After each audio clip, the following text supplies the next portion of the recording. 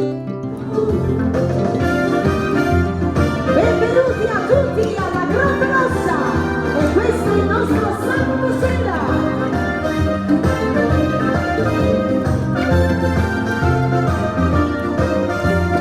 Balla con noi questi anni 60 con quel ragazzo della via blu, con le pinne, col fucile, con gli occhiali, ci tuffiamo con la testa lì giù, favolosi sempre questi anni 60, ci ricordano la nostra gioventù.